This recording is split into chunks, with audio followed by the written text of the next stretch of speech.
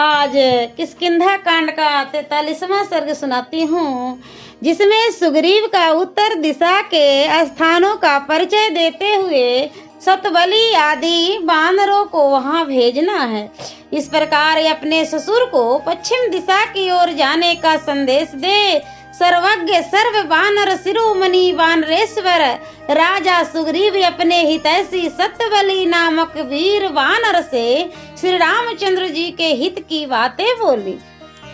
पराक्रमी वीर, तुम अपने ही समान 1,00,000 वनवासी वानरों को, जो यमराज के बेटे हैं, साथ लेकर अपने समस्त मंत्रियों सहित उस दिशा उत्तर दिशा में प्रवेश करो जो हिमालय रूपी आभूषणों से विभूषित है, और वहाँ सब ओर यशस्विनी श्री राम पत्नी सीता का अन्वेषण करो। महात्मा श्री रघुनाथ जी ने हम लोगों का प्रिय कार्य किया है, उसका यदि कुछ बदला दिया जा सके तो हमारा जीवन सफल हो जाए। उत्तर में मलेच्छ, पुलिंद, सुरसेन, प्रस्थल, भरत, कुरु, मद्र, काम्बोज, यवन, शकों के देशों एवं नगरों में भली भांति अनुसंधान करके दरद देश में और हिमालय पर्वत पर ढूंढो। रोंगटे खड़े कर देने वाले उस दुर्गम प्रांत को शीघ्रता पूर्वक लांग जाने पर तुम्हें श्वेत वर्ण का कैलाश पर्वत मिलेगा। वहां पहुंचने पर तुम लोग हर्ष से खिले उठोगे। वहीं विश्वकर्मा का बनाया हुआ कुबेर का रमणीय भवन है, जो श्वेत बादलों के समान प्रतीत होता है। उस भवन को जम्बू नद नामक सुवर्ण से विभूषित किया है।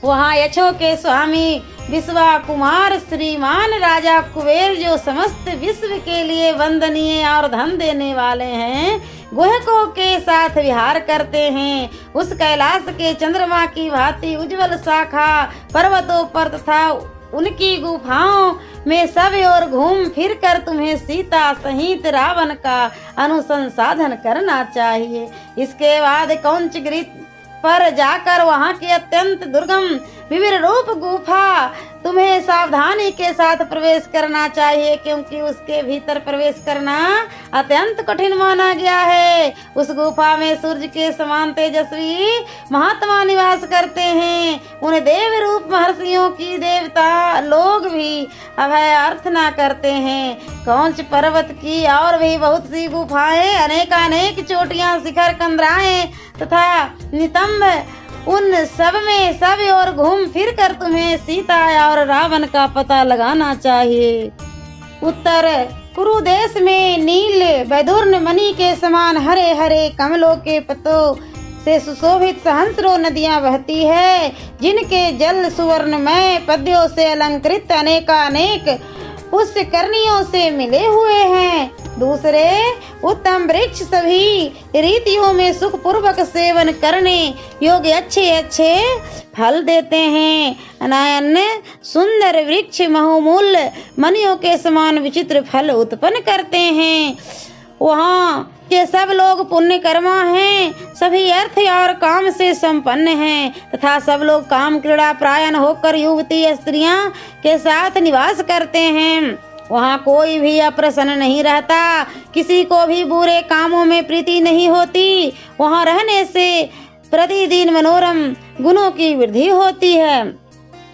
उस देश को लांग कर आगे जाने पर उत्तर दिगवर्ती समुद्र उपलब्ध होगा। उस समुद्र के मध्य भाग में सोमगिरी नामक एक बहुत ऊंचा सुवर्णमय पर्वत है। जो लोग स्वर लोक में गए हैं, वे तथा इंद्र लोक और ब्रह्म लोक में रहने वाला देवता उस गिरिराज सोमगिरी का दर्शन करते हैं। वह देश सूर्य से रहित है, तो भी सोमगिरी की प्रभा से सदा प्रकाशित होता रहता है। तपते हुए सूर्य की प्रभा से जो देश प्रकाशित होते हैं, उन्हीं की भांति उसे सूर्य देव की शोभा से संपन्न सा जानना चाहिए। वहाँ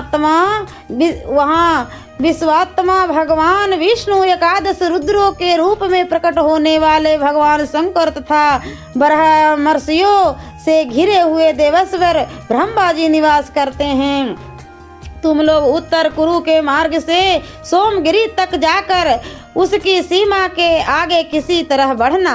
तुम्हारी तरह दूसरे प्राणियों की भी वहाँ गति नहीं। वह सोमगिरी देवताओं के लिए भी दुर्गम है, अतः उसका दर्शन मात्र करके तुम लोग शीघ्र लौट आना। श्रेष्ठ वानरों, बस उत्तर दिशा में इतनी ही दूर तक तुम सब वानर जा सकते हो।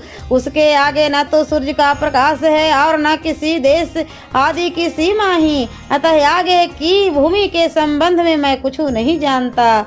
मैंने जो जो स्थान बताए हैं उन सब में सीता जी की खोज करना, और जिन स्थानों का नाम नहीं लिया है वहाँ भी ढूंढने का ही निश्चित विचार करना। वानरों, अग्नि और वायु के समान तेजस्वी तथा बलशाली वानरों, विदेह नंदनी सीता के दर्शन के लिए तुम जो जो कार्य या प्रयास करोगे उसके उन सब के द्वारा दशरथ नंदन भगवान श्री राम का महान प्रिय कार्य संपन्न होगा तथा उसी से मेरा भी प्रिय कार्य पूर्ण हो जाएगा। वानरों, श्री रामचंद्र जी का प्रिय कार्य करके जब तुम लौटोगे तब मैं सर्वगुण संपन्न एवं मनोकुल पदार्थों द्वारा तुम सब लोगों को सत्कार करूंगा। तत्पश्चात तुम लोग शत्रुहीन अपने हितैषियों और बंधु बांधवों सहित कृतार्थ एवं समस्त प्राणियों के आश्रयदाता होकर अपनी प्रीतमाओं के साथ सारी पृथ्वी पर सदानंद विचरण करोगे। सियावर रामचंद्र की जय। और मैं अगले वीडियो में किष्किंधा कांड का 44वां सर्ग सुनाऊंगी, जिसमें श्री राम जी हनुमान जी को जाने के वक्त अंगूठी देते हैं।